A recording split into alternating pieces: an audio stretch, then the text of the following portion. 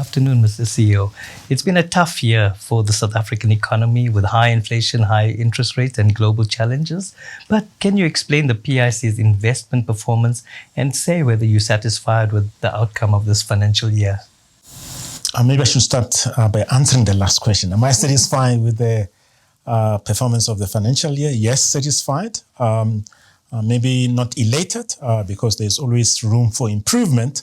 But definitely under the circumstances, the PIC has performed very well. And for that, I would like to acknowledge the contribution of my board in the first instance. You could say the shareholder, but I'll come back to that, why I come to that last. And of course, my fellow executive members that I work with and work through. And then more important to our people, I think, who are very, very instrumental to achieving the results that we've achieved. Me, I'm just reporting on it. They do the work. So I think it's important to say that. So now going back to the challenges that we face, I think it is true that we are facing a very difficult investment market emanating from a number of challenges, global inflation being one, but that partly emanating from the geopolitical challenges that we are finding ourselves in. At a broader level, of course, the obvious one that one can point out to is the war in Ukraine, and the reason why it's important, of course, is the human implications of a war generally, and what it might be experienced by the people in Ukraine specifically, and you could say some of the Russian people who are involved in the carnage as well. That's the one, but then there are directly the impact on resources in terms of how it has impacted on the price of oil. It has impacted on the price of grains that are very important to the poorest of the poorest in communities. So the prices for food has gone up because of that. And that's what's really feeding into the global inflation. And then, of course, you have the tensions between China and the US specifically. You could say China and other countries, not just the US, because the Europeans will be in the same kind of situation.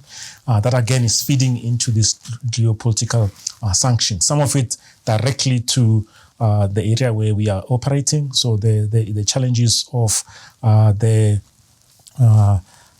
we talk about tensions between the US and the West and China, but it is more about the actual actions that are almost anti-globalization and anti-trade that are impacting on the global economy broadly, and therefore affecting global economies, affecting the work that we do as asset managers.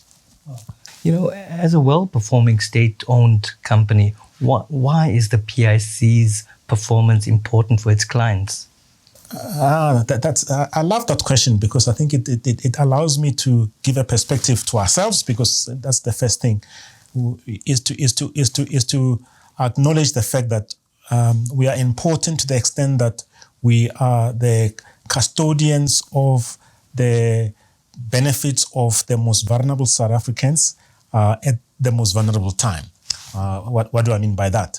Our biggest client is the GEPF. The GEPF's purpose is to provide benefits for its members when they retire, which means they're no longer able to work and earn an income from any other source, or to those members when they are disabled or they are ill, or to their loved ones when they should pass away, unfortunately, that they can continue with a decent life, send their kids to school, access health, all those good things on the one side. Then you have the UIF. The UIF actually provides benefits to workers when they're no longer able to work, hopefully through no action of their own, or to workers who are actually disabled or get sick from having diseases that are related to their work. So that is the people that we look after. So the job that we do is to manage their assets so that it is available when they need it, secure it, and grow it. You know, you're talking about assets. The assets managed by the PIC has grown consistently and sustainably. And, you know, you've declared a dividend of 144 million rand to the government as shareholder. Perhaps you can speak to this, but also provide an idea of PIC's outlook for the South African economy.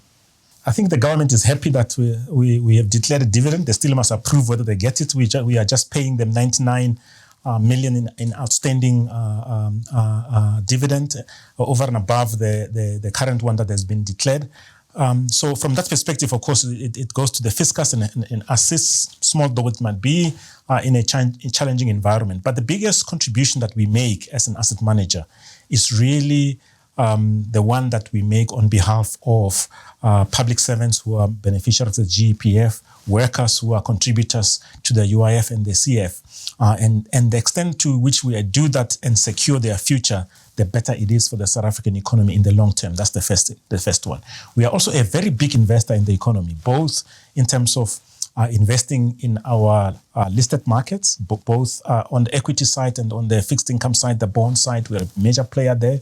We are a major supporter of government in terms of buying the government bonds and state-owned enterprises bonds, which then, of course, provide services. Yes, when you talk about Eskom now and load shedding, you might not think it's an important thing. When you talk about Transnet and the challenges they're facing in terms of transporting resources that should be earning us a lot of income for our fiscus, yes, there are challenges, but we are an investor in that, and also investor in the broader companies in the country. So when you go shopping, I'm an investor in that. When you go to a mine, I'm an investor in that. You go to most shopping malls, I'm an investor in that. So we're a major player in the economy broadly. The CIO spoke about transformation, and at least $500 million per annum is spent on transformation initiatives. Maybe you want to talk a bit about that before our final question. No, I think that's quite important, and I think the achievements that the PIC is realizing in terms of its role in transformation broadly and specifically around looking at historic inequalities, so issues of race and black participation, women participation, people with disabilities and young people and professionals emanating from those groups is very significant in what we do. And the law actually requires to do that. So the PIC Act as a mandate says we must look after the assets at the instruction of clients, and contrary to what people believe, we don't take instructions from government in terms of how we invest the monies that we invest. The law says we must actually invest assets in terms of the mandate, but it does also say we need to be cognizant of the need for transformation broadly, for industrialization, for dealing with the challenges of historical inequalities, and addressing those challenges of gender, of disability and youth as well.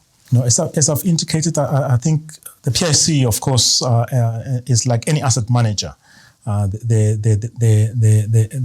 biggest contributors to what we do is actually the people. Without the people, you can't really manage any assets. It's our job is one of application of intellectual capital, and that is what we're actually looking forward from our people. And I would like to take this opportunity to say to every single staff at the PIC, thank you very much for your dedication, for your perseverance, and for your continued support. So I must make sure that you continue to do what you've done in the past. So thank you very much for being responsible for the results that we are announcing today.